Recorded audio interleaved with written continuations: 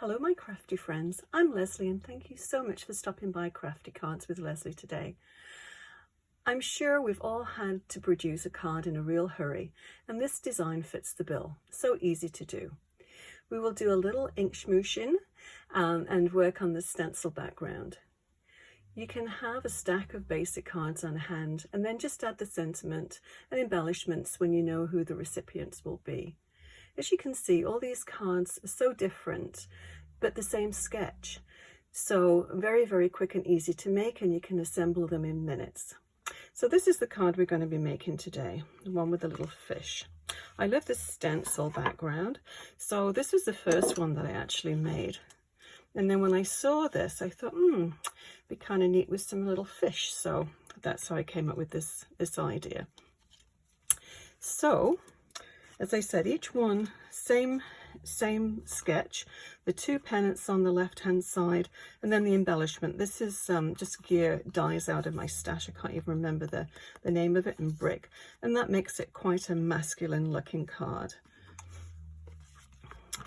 And this one, same sketch, different stencil on the background, two pennants, two flowers, and this is where we do the ink smishing, is in the actual embellishments. So you can make quite a few of those, have them on hand, and then just put them on your card.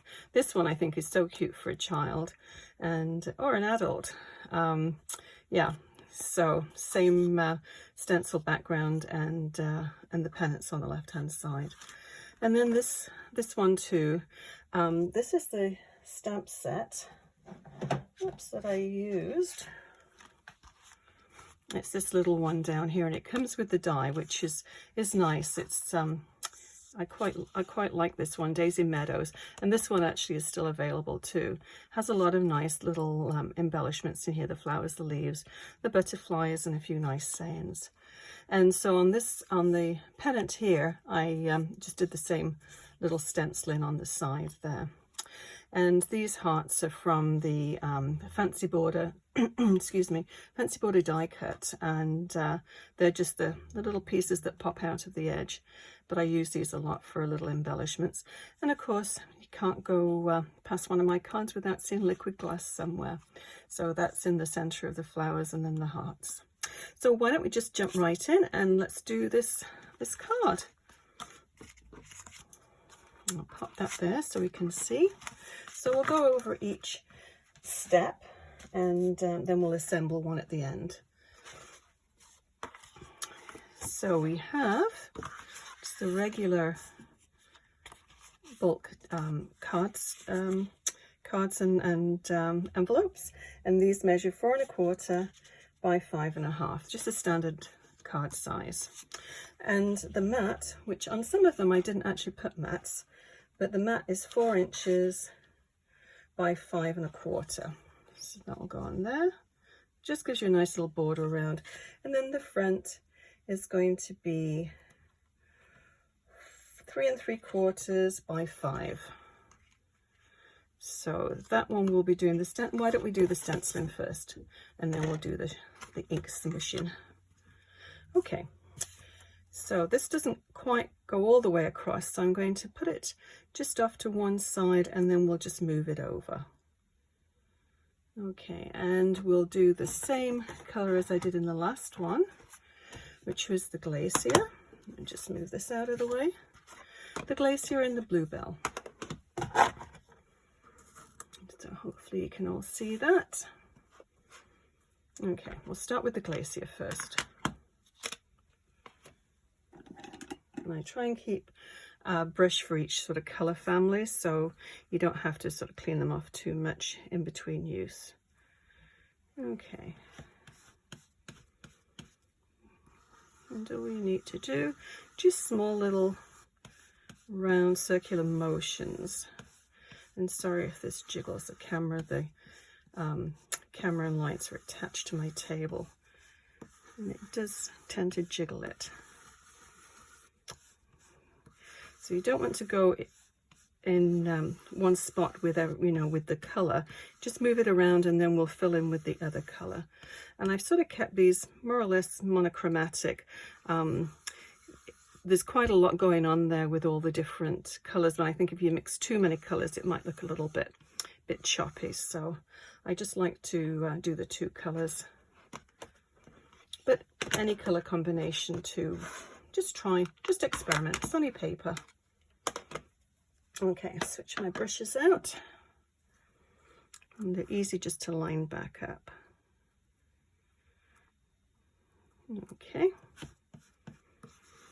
but it did when I started making this card before, and I did the one with the flowers on.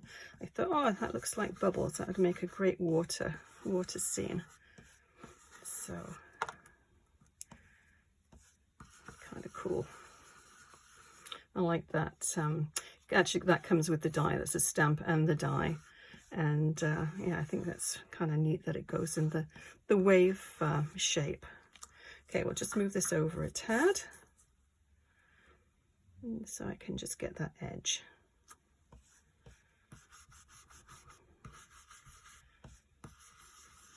There we go. It just adds a little bit to it. Okay, now while I've got the ink out, well, let's put that on to one side. I'll do some ink smushing, and it's so easy to do. So I'm just going to get I'll do it on my stamping platform.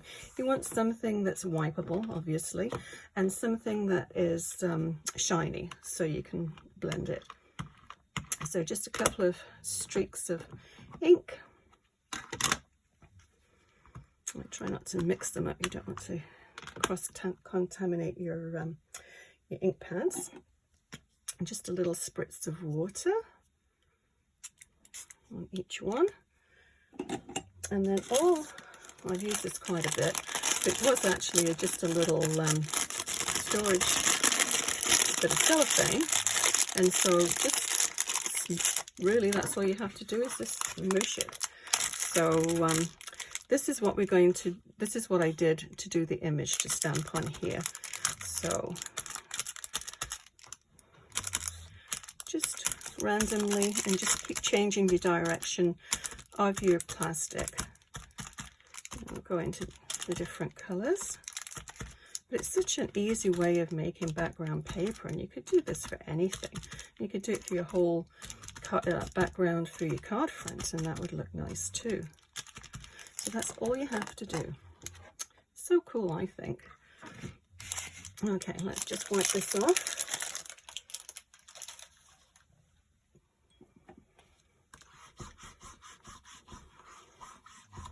Okay, and we'll just pop this to one side. So I'll leave this to dry, and I've already got one that I can assemble with you. So if you've noticed, I tend to like to use the paper that's behind my actual, if I'm doing a mat, you can cut things out of the mat and then put it on over the top. Nobody's ever the wiser. So I've cut a couple of different pennants out here in different colors, and we'll see. And this is the little shark. I think he's so cute. So let's have a look at the pennants first of all. How I did these was my scissors. There we go. I just cut. We need to decide which we want on the background and which is on the foreground. Maybe I'll have this on the front again. So that one is going to be a little bit longer than that. So what I did with this one is just cut it in half. And that's going to be the sort of like the frame for this. Move this up here. Okay, and there we go. I always keep moving things around. So we just need a little bit of tape, and we'll line this up like that. Actually, if we do it properly and put it on the Versamat, then we can actually get nice straight lines, and it's easy. Okay, let's do it on the other side here. And do the same thing on this, and just line it up. Whoops. And then we get equal distance, and that's always good. and then you just need to trim this off. And I find if you push your scissors down to the top of that pennant, you get a nice straight edge. Now, if you don't have a die cut pennant shape, it's very easy to make your own pennants. All you have to do, and you probably know this already, just figure out where the center is, make a cut, and then turn your paper and cut to the center of that. Very easy. So then you can make them whatever size, thickness, width, length, whichever you want. A little bit more versatile. Okay, back to the card. So let's assemble this. Oops. And you can use tape runner, or liquid glue works well too. Put that down, equal distance all the way around, more or less. And let's do this one. Now you could put this upon foam tape if you wish, but I'm going to put one of the fish anyway upon foam tape, so I won't do that on this one.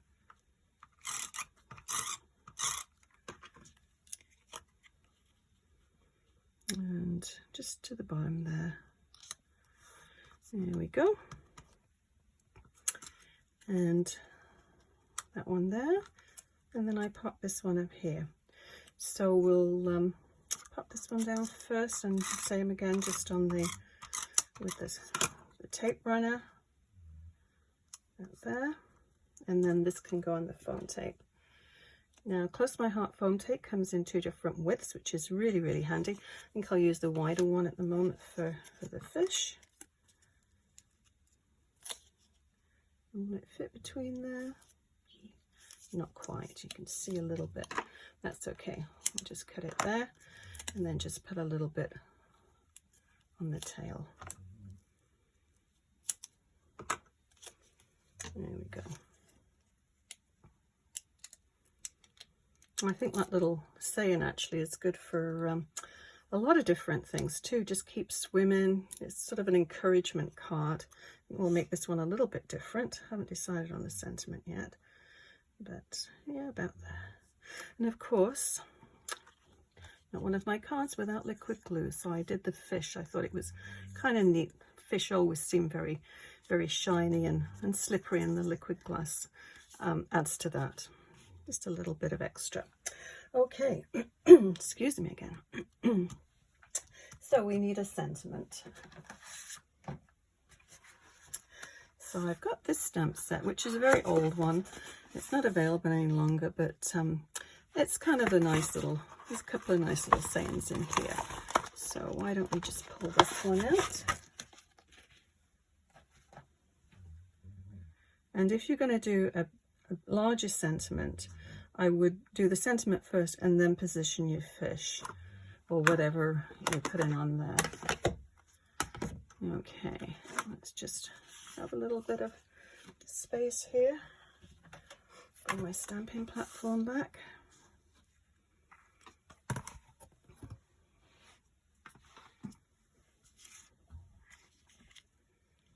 Okay, let's try and get that straight. That's pretty good.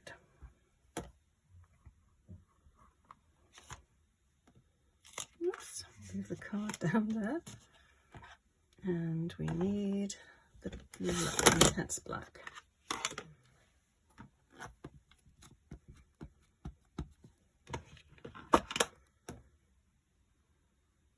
Yeah, that should be about right.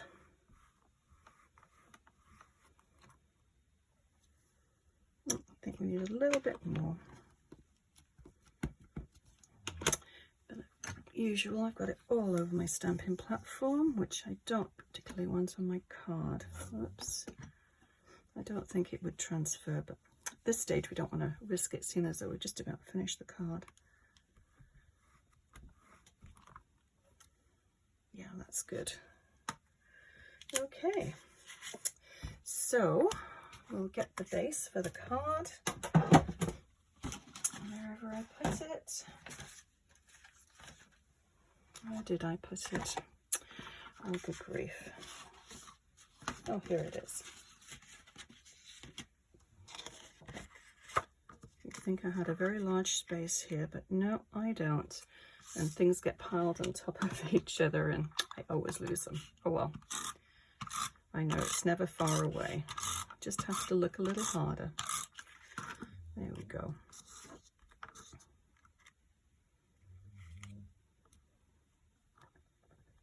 So that's about equal all the way around.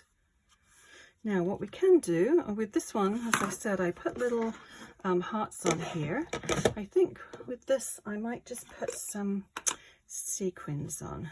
I put sequins on some of them. Now, there we go. I think they're nice and sparkly, like reflections in the water. And we don't need many, maybe just 3. Oops, and jump back in. There we go.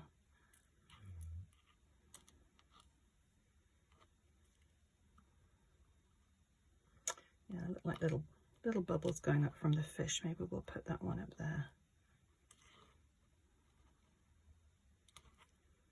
And then one more down. Maybe we'll put a couple more in down there. Got to make it an odd number. Well, you don't have to, but I always like to. Okay. So I'm just going to use this. It's just a regular white glue, but it does dry clear. So I'll just put it next to where we want those. And then we'll just move them over. I find it's easier than trying to actually add the glue to the sequins and then put them down. Okay, let's have a go at just sliding it.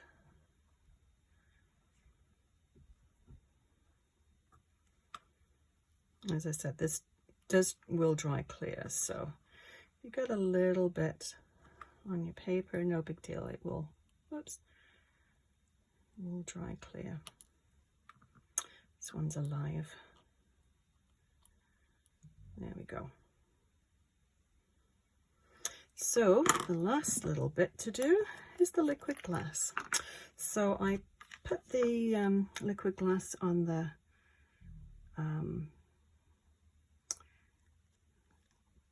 fins. This one's not going to want to, I just use this, but I think it just got slightly clogged. Let's just try that. Yes, working. So just on the fins, you don't need to totally saturate it, you just want the sheen. On the tail, the fin down there, I put a little bit on the eye.